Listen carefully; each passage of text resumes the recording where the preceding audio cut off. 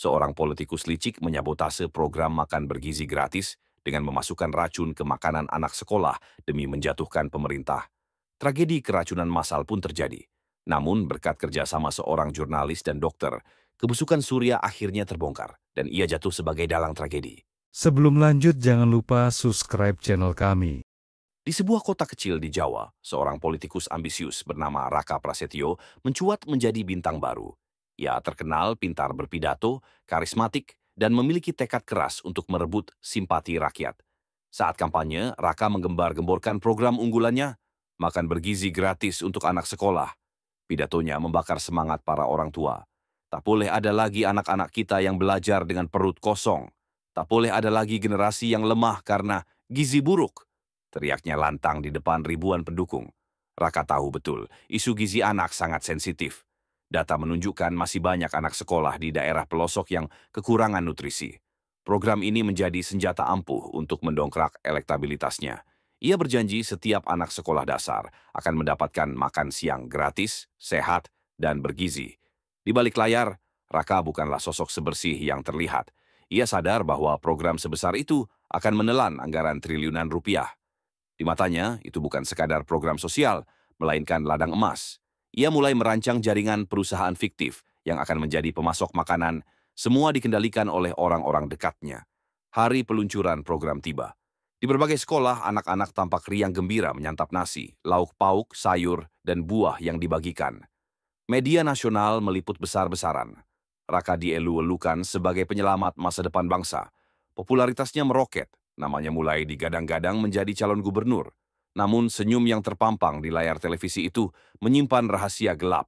Demi menekan biaya produksi dan meraup keuntungan lebih besar, Raka memerintahkan pemasoknya untuk membeli bahan-bahan murah tanpa memperhatikan standar kesehatan. Beberapa makanan bahkan menggunakan bahan kadaluarsa yang dicampur dengan pengawet berbahaya. Hari pertama semuanya tampak baik-baik saja, tapi tanda-tanda buruk segera muncul. Beberapa murid mulai mengeluh sakit perut ringan. Guru-guru menganggap itu hal wajar, mungkin karena perubahan menu. Tidak ada yang mencurigai bahwa ada sesuatu yang lebih berbahaya sedang menyelinap ke tubuh anak-anak itu. Di ruang kerjanya yang mewah, Raka meneguk kopi sambil tersenyum puas membaca headline koran. Program makan bergizi gratis disambut antusias. Ia tidak tahu, roda nasib sedang berputar. Janji manis yang ia janjikan akan berubah menjadi malapetaka. Dan benih tragedi itu sudah mulai tumbuh di perut anak-anak kecil yang polos. 2 minggu setelah program makan, bergizi gratis dimulai. Suasana yang tadinya penuh sorak-sorai berubah muram. Di sebuah SD negeri di Jawa Tengah, bel pulang belum berbunyi ketika beberapa anak mulai mengeluh mual. Seorang siswi bernama Sinta jatuh pingsan di kelas, disusul 3 temannya yang muntah-muntah. Guru panik, orang tua bergegas datang, dan ambulans dikerahkan. Berita menyebar cepat. Puluhan murid keracunan makanan sekolah. Media lokal langsung meliput, menayangkan anak-anak tergolek di ranjang rumah sakit, wajah pucat, perut kram. Awalnya pihak berwenang menyebut ini insiden kecil. Mereka menenangkan publik bahwa semua akan terkendali. Namun hanya dalam hitungan hari, kasus serupa muncul di sekolah lain, di Sumatera, Kalimantan, hingga Sulawesi. Pola yang sama, anak-anak sakit setelah menyantap menu dari program makan gratis. Gelombang protes mulai berdatangan. Para orang tua merasa ditipu. Katanya bergizi, kok malah anak kami keracunan? Teriak seorang ibu di depan kamera. Raka Prasetyo tetap tampil tenang. Ia segera menggelar konferensi pers. Dengan wajah meyakinkan, ia berkata, kami prihatin dengan musibah ini. Pemerintah akan menyelidiki dan memastikan kualitas makanan. Saya berjanji, tidak ada anak yang akan dibiarkan menderita. Di balik layar, Raka mulai gelisah. Laporan dari bawahannya menunjukkan ada kesalahan distribusi. Beberapa bahan makanan yang seharusnya dibuang masih dipakai. Tetapi bagi Raka, itu konsekuensi wajar dari bisnis besar. Ia yakin masalah ini bisa diredam dengan uang dan propaganda media. Namun kenyataan jauh lebih keras. Jumlah korban semakin meningkat. Rumah sakit kewalahan menampung anak-anak dengan gejala keracunan. Dokter menduga ada campuran bahan kimia berbahaya dalam makanan tersebut. Organisasi masyarakat mulai bergerak, menuntut transparansi. Di media sosial, tagar makan gratis beracun menjadi trending. Ribuan orang membanjiri komentar menyalahkan program pemerintah. Nama Raka ikut terseret, meski ia berusaha membangun citra sebagai pahlawan yang sigap menangani krisis. Dalam rapat tertutup, beberapa staf berani menegur. Pak, kalau terus begini, kita bisa dituduh lalai. bahkan bisa dianggap kriminal. Raka membentak, "Diam! Semua ini hanya masalah teknis. Fokus pada citra saya. Jangan sampai publik curiga. Saya sudah siapkan cara untuk mengalihkan perhatian, tapi Raka salah besar. Sebab, bukan hanya citra yang dipertaruhkan. Nyawa anak-anak kini menjadi taruhannya. Namun, langkah mereka tidak luput dari pengawasan. Orang-orang suruhan Raka membuntuti mereka. Malam harinya, rumah salah satu staf Ardi dilempari batu. Sebuah pesan tertera di kertas yang diikatkan pada batu itu.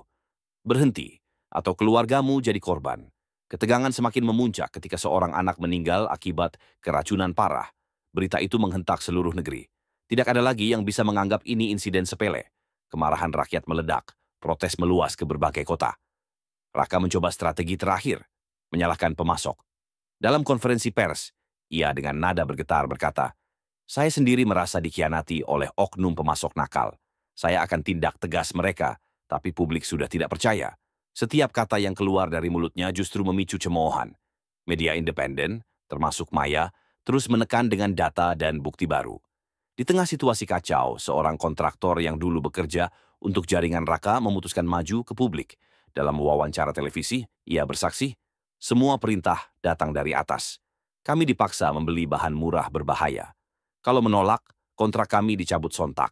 Berita itu menghantam keras. Nama Raka mulai muncul terang-terangan dalam laporan investigasi. Lembaga hukum tidak bisa lagi tinggal diam. Di balik layar, Raka mulai kehilangan kendali. Beberapa pejabat yang tadinya melindunginya mundur perlahan, takut ikut terseret. Teleponnya berdering tanpa henti. Sebagian besar dari kolega politik yang menuntut klarifikasi. Malam itu, untuk pertama kalinya, Raka benar-benar ketakutan.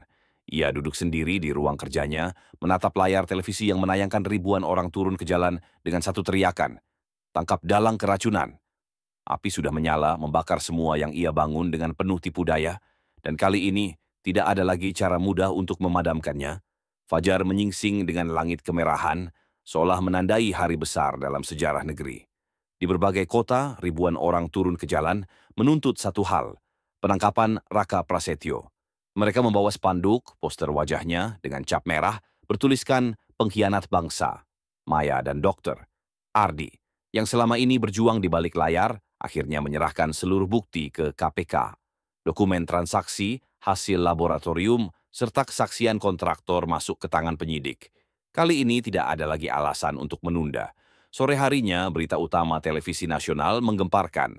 KPK resmi memanggil Raka Prasetyo terkait skandal makan bergizi gratis. Kamera menangkap wajah Raka yang pucat saat keluar dari rumahnya, dikerubungi wartawan yang berteriak menanyakan tanggung jawabnya. "Pak Raka, benarkah Anda dalang di balik keracunan massal ini? Apakah benar Anda menggunakan perusahaan fiktif?" Raka berusaha tersenyum kaku.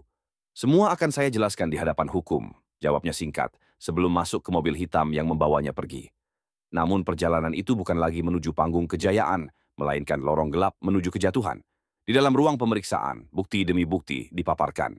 Aliran dana yang berputar dari pemerintah ke yayasan, lalu ke perusahaan-perusahaan cangkang, hingga akhirnya masuk ke rekening pribadi Raka. Semua jelas, semua telanjang. Raka mencoba bertahan. "Ini fitnah. Saya korban permainan politik lawan-lawan saya," teriaknya. Tetapi suara itu terdengar kosong.